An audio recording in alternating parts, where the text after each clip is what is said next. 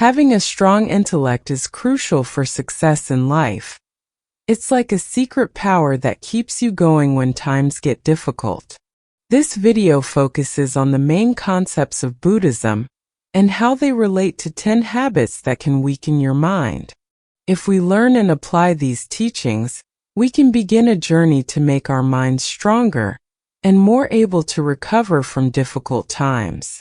Stick to your goals and face challenges with determination, especially when your talents and skills alone aren't enough. The first habit is to think negatively, which is like a thick cloud covering the beautiful sun of our inner joy. It's a habit that weakens our minds because it casts gloom and despair over everything in our lives. When we are always focused on the negative, we fail to notice the positive things that are going on around us. It's like wearing dark glasses, making everything seem gloomy, even the beautiful moments. When we think negatively all the time, we begin to believe that everything is horrible and that happiness and success are unattainable. This kind of thinking creates a self-fulfilling prophecy that affects our choices and actions. We can use the teachings of Buddhism to help us overcome a negative mindset that may make us scared to attempt new things or take chances because we've convinced ourselves they won't work. One important concept is mindfulness, which is observing our thoughts without passing judgment on them. Rather than allowing bad thoughts to rule our thinking, we can choose to acknowledge them and then concentrate on the positive ones. Buddhism also promotes the practice of metta, or loving kindness, which is like clearing away the clouds to let the brightness in. Through meditation, which entails focusing warm, constructive thoughts on both ourselves and other people, we can gradually change our perspective from one of negativity to one of compassion and positivity. Buddhism's concept of impermanence teaches us that everything changes and that both good and bad times will pass. By understanding that challenges are temporary, we can approach them with greater resilience. Complaining about things that are beyond your control is like hanging onto a hot coal. It only hurts you. By adopting these Buddhist teachings, we empower ourselves to break free from the chains of negativity and cultivate a happy and resilient mentality. This behavior weakens our minds by directing our attention away from discovering solutions and onto what is wrong. It's similar to becoming trapped in quicksand. We become more and more negative the more we whine. Buddhism's teachings provide insight into why this habit weakens our minds and how to overcome it.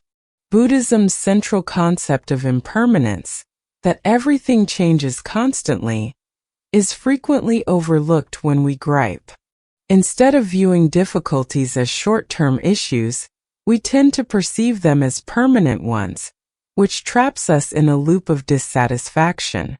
To break the habit of complaining, we can practice acceptance. Acceptance is like learning to dance in the rain rather than whining about the storm. By accepting what we cannot alter, we relieve ourselves of the load of continual whining. This involves realizing that life has ups and downs, and that we cannot control everything. According to Buddhist teachings, we can shift from a passive, complaining mindset to an active, problem-solving mindset by concentrating our energies on things we can control. It's like steering a boat in a storm. We may not be able to control the weather, but we can still navigate our vessel by acting where we have power. Letting go is yet another effective technique. Letting go of unneeded obligations makes us feel lighter, like releasing a balloon. By adopting these Buddhist principles into our lives, we learn to approach challenges with a balanced mind, accepting the impermanence of situations and focusing our efforts where we can make a difference. By doing this, we free ourselves from the grip of complaints and develop a mental strength that allows for positive change. Letting go does not mean giving up. That propels us forward, even when faced with hardship. Habit number 3.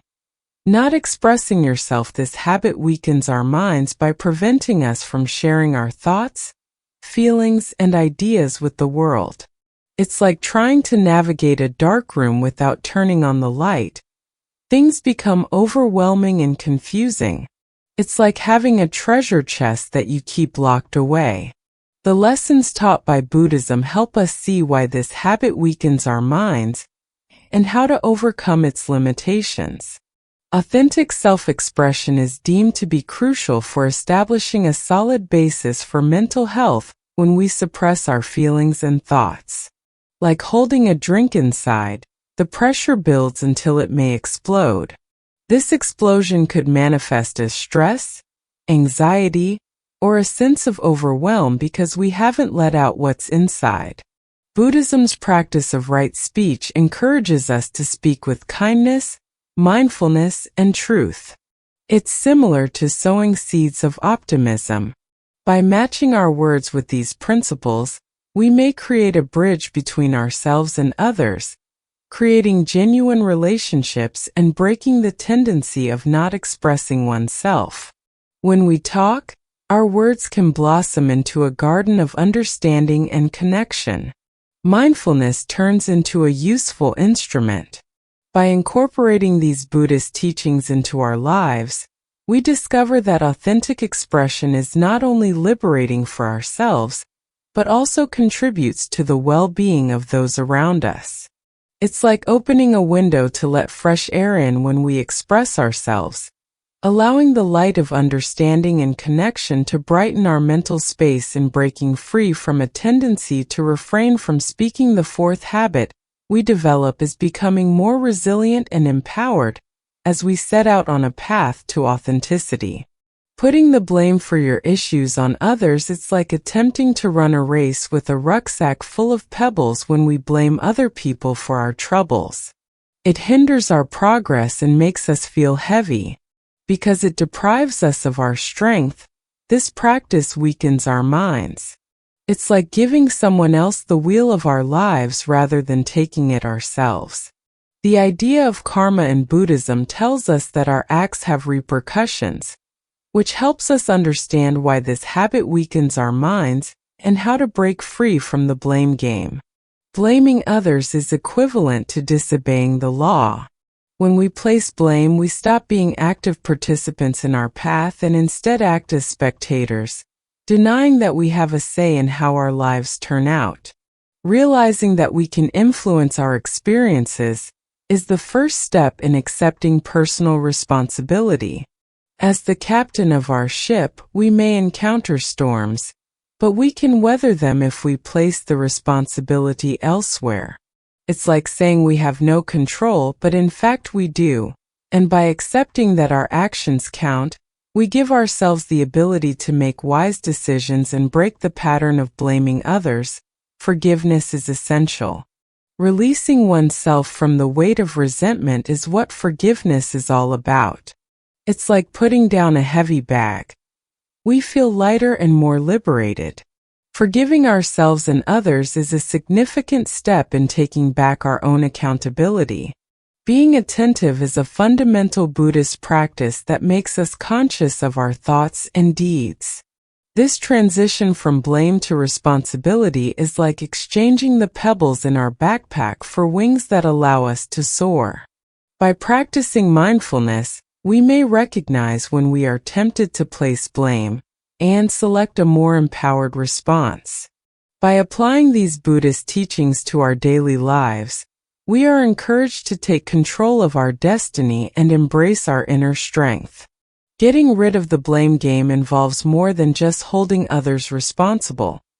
It also entails realizing our agency and our capacity to develop a resilient and upbeat mindset. By eschewing blame and accepting personal accountability, we set out on a path to mental fortitude and self-determination.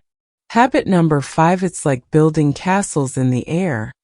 They may be lovely, but they don't have a strong foundation.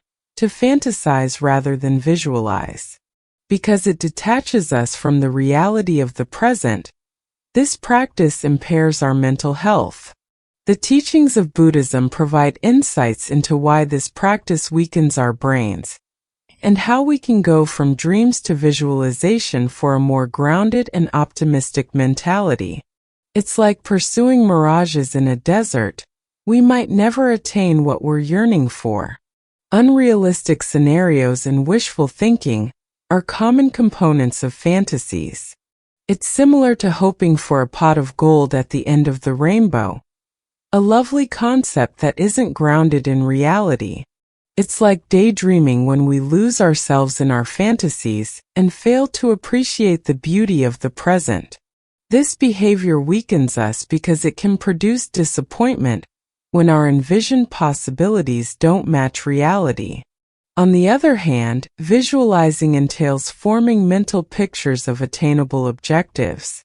We can sketch out a path to achieve our goals, much like a treasure map. Buddhism placed a strong emphasis on having the correct intentions and acting appropriately, which are consistent with envisioning successful results and taking concrete actions to achieve them. By bringing our aspirations into line with reality, we can close the gap between our ideals and attainable objectives. Buddhism's teachings on impermanence serve as a reminder that change is inevitable. While fantasies frequently entail holding on to a rigid notion of the future, visualization adjusts to the constantly changing terrain of life. It's like riding a wave. Rather than attempting to cling to the shore, we move with the flow of life. By realizing that everything is transient, we cultivate a more adaptable and resilient mindset that will help us break the habit of fantasizing. Mindfulness turns into a useful instrument. Like putting on glasses that allow us to view the world clearly, it makes us conscious of our ideas and gently directs them toward realistic and upbeat visualization.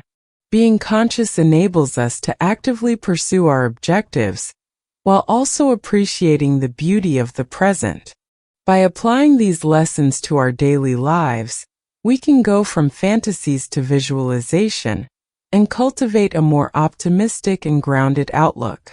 By accepting the concepts of impermanence, correct intention, and mindfulness, we can overcome the tendency to building castles in the air. Vision turns into a potent ally that supports us in creating positive realities and navigating life's journey with strength and purpose. The sixth habit is not scheduling personal relationships. Neglecting interpersonal relationships is similar to neglecting to water your garden over time.